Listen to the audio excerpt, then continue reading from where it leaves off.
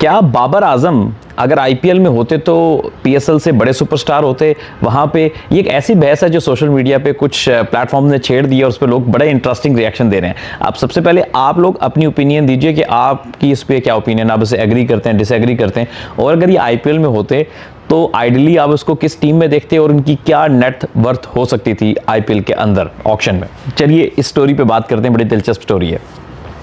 बाबर आजम, चाहे आप उसके सपोर्टर हैं चाहे आप उसके सपोर्टर नहीं हैं, आप उसको बहुत बड़ा प्लेयर मानते हैं, आप जो भी उसके हवाले से राय रखते हैं, लेकिन इस वक्त दुनिया के चंद मशहूर तरीन खिलाड़ियों में से एक है। ये शायद आप और मैं इत्तफाक करेंगे।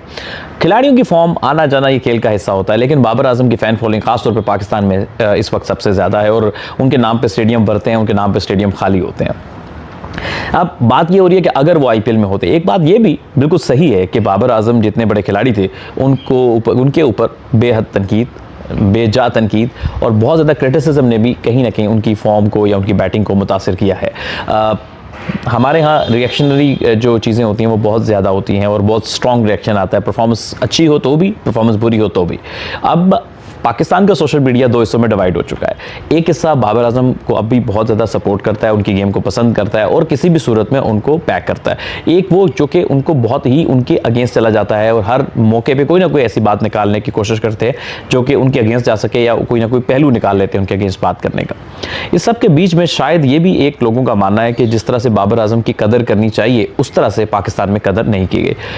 पीएसएल में चूँकि एक पैसों का कैप होता है, ड्राफ्टिंग सिस्टम है, तो पैसों की भी तरफ से आपकी शायद अपने पीक ईयर्स में उनकी वो वैल्यू नहीं लगी जो लगनी चाहिए।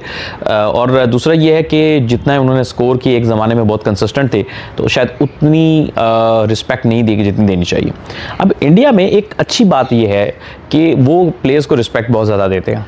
अगर बाबर आईपीएल में होते तो मेरा ख्याल है कि चलो बहुत बड़ी बात नहीं करता, लेकिन कम से कम 10 करोड़ से ऊपर ही उनकी मांग होती, 15 करोड़ से 20 करोड़ के बीच में उनकी ज़रूर वर्थ होती इंडिया के ऑक्शन में।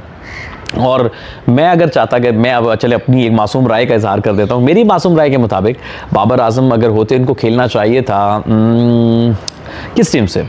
किंग्स 11 पंजाब से, क्योंकि पंजाबी हैं, लाहौर से हैं, उनके जो पुराने पुरखे हैं उनका ताल्लुक गुरदासपुर से है, जो कि माइग्रेट करके इस तरफ आए थे, और इसलिए किंग्स 11 पंजाब मुझे ऐसे लगता है कि उनको सूटेबल टीम है। आपको क्या लगता है कौन सी टीम है? वो आपने कमेंट सेक्शन में ज़रूर बताना है। और अच्छा होता, देखो कुछ प्लेयर होते हैं वो ऐसा नहीं कि बाबर को बहुत बड़ा प्रो T20 प्लेयर है, वो एक स्टेबल प्लेयर है जो कि अपनी नेचुरल गेम खेलता है जिसमें अराउंड 130 125 इसके बीच में उसका स्ट्राइक रेट होता है। लेकिन कुछ प्लेयर दुनिया में लीग क्रिकेट में, याद रखिएगा, हर प्लेयर को उसके बहुत ज़्यादा परफॉर्मेंस पे सिलेक्ट नहीं किया जाता। जिनके T20 है, बाबर आजम कंसिस्टेंटली लेके आते हैं, कंसिस्टेंसी लेके आते हैं। स्ट्राइक रेट शायद पावर प्ले में बहुत ऊपर नहीं होगा, लेकिन जो ब्रांड वैल्यू है ना, जिसकी वजह से आपको बहुत सारे और ब्रांड्स अट्रैक्ट होते हैं, कई प्लेयर के ऊपर पैसा ब्रांड वैल्यू की वजह से लगाया जाता है। और यही वजह है कि बिग बैश लीग में भी बाबर भी हैं, रिजवान भी हैं, शाहीन भी हैं, इस पाकिस्तानी प्लेयर सेलेक्ट हुए हैं। हालांकि वो इस मतलब रिसेंटली कोई मतलब बाबर रिजवान तो टीम से भी ड्रॉप है पाकिस्तान के, कोई स्ट्राइक रेट भी ऐसा नहीं जिस पर आप कहेंगे यार दुनिया के को बहुत तेज़ खेलने वाले प्लेयर है, लेकिन ज़ाहिर है वो अपनी एक फ़ैन फॉलोइंग, अपनी ब्रांड वैल्यू एक कैरी करते हैं। तो इस ब्रांड वैल्यू के मद में मेरा ख्याल है कि अगर वो कभी ज़िंदगी में आईपीएल खेलते तो जिस टीम से भी खेलते उसकी जो ब्रांड वैल्यू है उसमें काफ़ी इजाफा होता और नया इंटरेस्ट भी होता।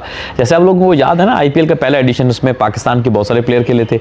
अगर केकेआर से मैं याद करूं तो उसमें सलमान बट थे, मोहम्मद हफीज़ थे, उमर गुल थे, और मुझे कोई शोएब अख्तर भी आके खेले थे। फिर रॉयल चैलेंजर्स बेंगलोर से मिसबाउल हक खेल रहे थे, और फिर मेरे में डेरेड डेवल से मोहम्मद आसिफ और शोएब मलिक थे मेरा ख्याल है, अगर मैं गलत नहीं हूँ।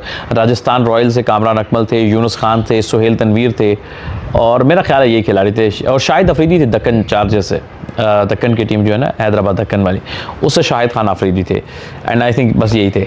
उसके बाद Azhar Mahmood as a foreign player खेले एक टीम के साथ, और यासिर अरफात नहीं आके खेले, वो चैंपियंस T20 लीग में शायद खेले होंगे। तो ये सारी सूरत हाल थी। अब खैर ये तो सारी बात हो गई, स्टोरी पे डिस्कशन हो गया। अब इसमें आपकी क्या राय है? कमेंट सेक्शन में लॉजिकल बात कीजिएगा। सब हम क्रिकेट में एक दूसरे को सपोर्ट करते हैं, इसलिए हेट को रख के साइड पे सिर्फ करनी है लॉजिक से बात।